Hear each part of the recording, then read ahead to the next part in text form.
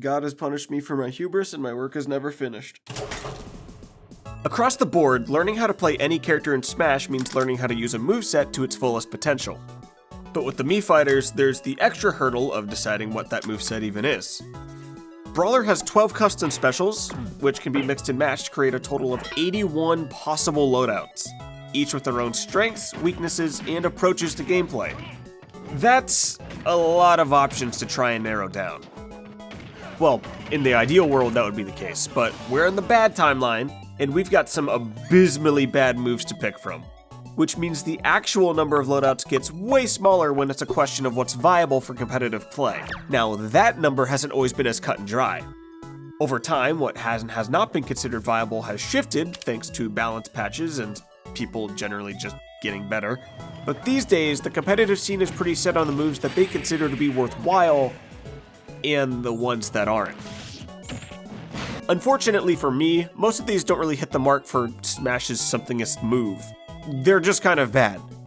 But they're still worth getting into, so instead we'll be piling them all into one video. Let's go dumpster diving, folks. Let's start with an easy one.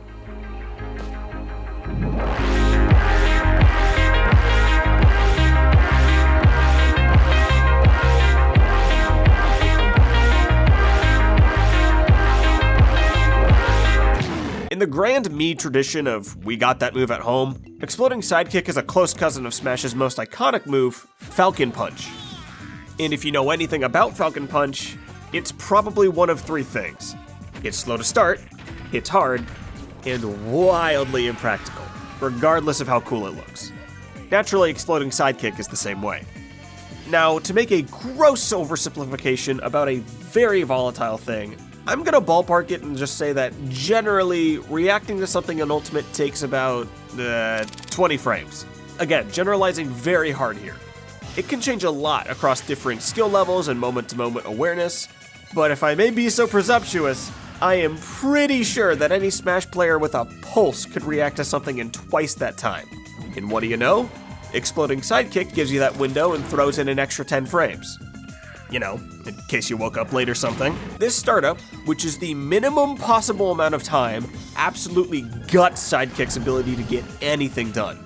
You're gonna need, like, a doctor's note to explain why this move would ever be hitting you. And yes, I did say 50 frames was the minimum, because believe it or not, we can stretch that startup even further. Just like with Falcon Punch, ESK can be turned around mid-charge, adding an extra 2 frames to its windup in exchange for a heavier hit.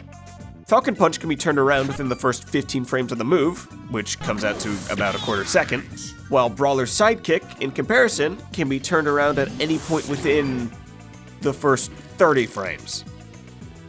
What the hell? Sure, not only is this window way more generous, but past frame 9, every extra frame you stall just snowballs onto that startup time.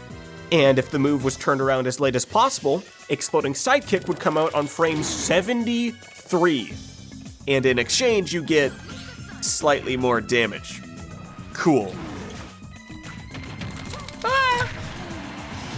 But I know there are some players out there that are probably begging me to talk about this little number right here, shield safety. Simply put, the higher this number is, the better it is for the user if the opponent shields it. Falcon Punch has a shield safety of -28, so if he gets blocked, he's in trouble. Brawler's Sidekick, however, has a base shield safety of -7, which isn't nearly as big of a window. A lot of players will try to attack out of shield thinking Sidekick is as unsafe as Falcon Punch, only to be met with another attack to stuff out whatever it is they were trying to do. This, as well as the super armor before the move comes out, are probably Sidekick's 2 strongest features. But I really need to stress that a frame 50 move isn't getting mileage off of any of that, because it's not going to hit. Think about it. How many moves like this do you see thrown out successfully on a regular basis? Probably not many. Last time a guy tried that shit around here, we made him bottom 1. There are infinite ways to counter an attack that takes this long to come out. Hitting Brawler, grabbing Brawler, outspacing Brawler, spot dodging, punishing the follow-up. There's just not a practical use case for Exploding Sidekick that justifies a spot in the loadout, especially when considering Brawler has a fucking exploding forward smash that's pre-built into his moveset. that also hits ledge, that also can be comboed out of. Compared to its alternatives, Exploding Sidekick is garbage, and everybody knows it.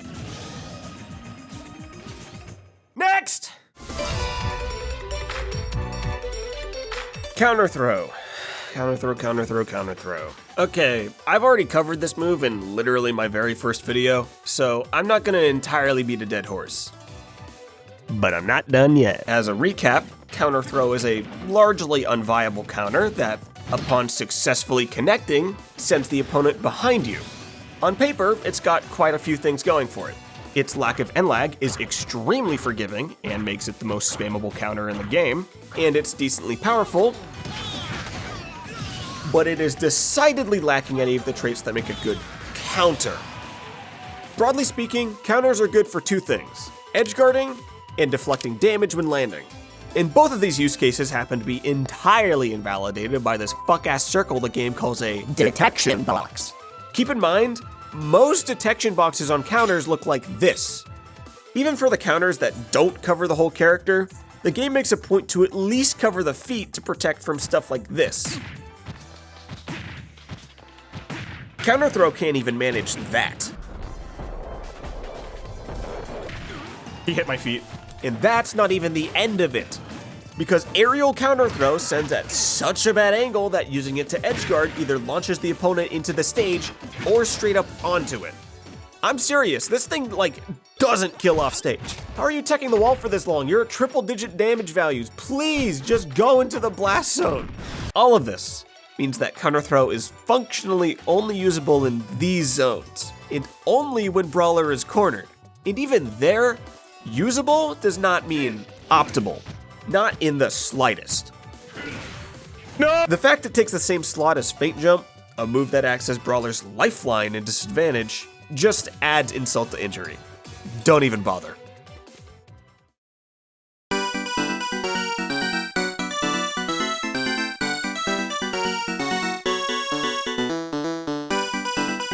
Head-on Assault is a move I've been meaning to get to for a long time. I would know, because you freaks wouldn't stop reminding me that I said I'd get around to it in every video I've made for the last 6 months. Head-on Assault is a head-first variant of the Butt Bomb family of moves, lifting its premise from Bowser and Yoshi. Rise up, slam it to the ground, hope they die. These moves actually aren't that bad on the characters they were designed for. They're not exactly game plan defining, but Yoshi can really screw with the opponent by using his down B for a quick landing or to pressure shields. And for Bowser, well, it's hard to fully dismiss a move that doesn't bother listing its shield safety because it's a guaranteed shield break. Oh my god, run! So, how does Brawler's take on this move stand out from the rest? Well, it's a drag down, it gives Brawler a concussion, and it sucks ass. Okay, so Head-on Assault's primary gimmick is that it hits multiple times as it falls. This theoretically means it could rack up crazy damage when used from high up, but I found through testing that fighters will fall out of this move before it lands if used from too high up. Instead, the multi-hits are usually used to do this to people, which is definitely funny, but cheesing someone with a spike is a niche better suited to soaring axe kick. Anyways, I wish I could answer more questions about how this move works, but the only thing consistent about Head-on Assault is how inconsistent it really is. How much damage does it do? I don't know, depends on how many multi-hits land. How good is it at killing? I don't know, sometimes it'll take stocks as low as 75. Other times it's still non-lethal at 140. Can it break shields? Sometimes it depends on a lot of factors. How reliably does it connect? Good question. I got no fucking idea. There's not much about this move that I'm confident in, but I can guarantee you exactly one thing. If you whiff this move, get your affairs in order. Head-on Assault has a ton of end lag, more than Yoshi or Bowser's versions, clocking in at nearly a full second. The problem is that unlike these other versions, the shockwave that comes out when landing is painfully small. At least Bowser Bomb being a guaranteed shield break means people back off out of respect. But with how inconsistent and unsafe Head-on Assault is, it's kinda given more. Even in a vacuum, it's not worth the time of day. It's the same issue as counter throw cranked up to 100. I have so many clips where I instinctively use my down special thinking I'll use Feint Jump to recover, only to be swiftly reminded of what special I'm actually using and plummet to my death. Here's a hypothetical. Imagine giving every Smash player the Mii treatment and letting them pick their own down special. They get to choose between Scintilla, Bowser Bomb, or Flip Jump. Not even the store brand versions that Brawler gets, just the normal ones. I can pretty much guarantee that way more people are picking Flip Jump over the other two combined. An extra recovery option is just far too useful compared to a butt bomb and a counter. Brawler players, consciously or not, are making this judgment call all the time.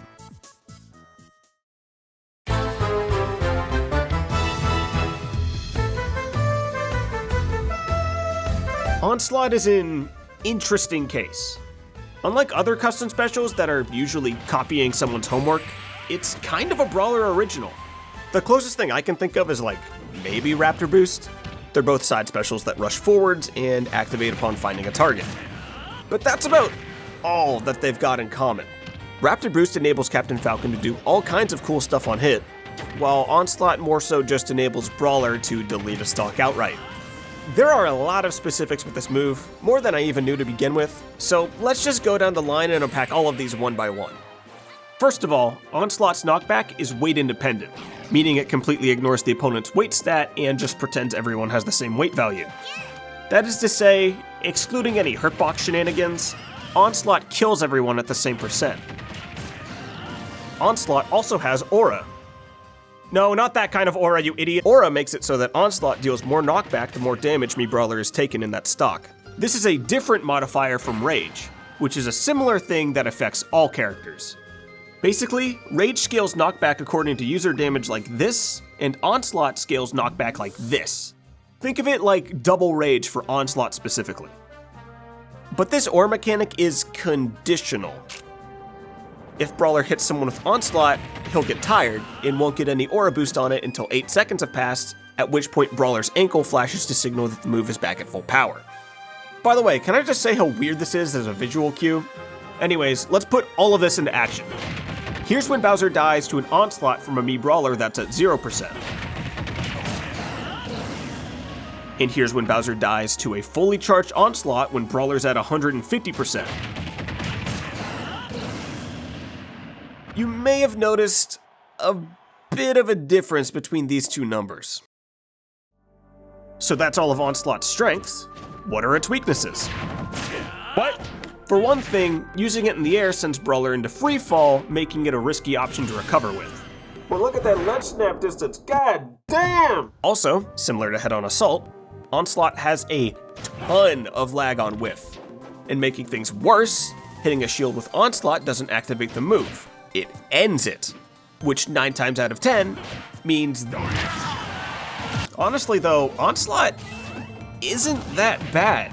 It's got really good kill potential, and coming out in around 20 frames, which is barely reactable, it's not impossible to catch someone off guard with it and kill them. Although treating it as the primary win condition is definitely a bad idea.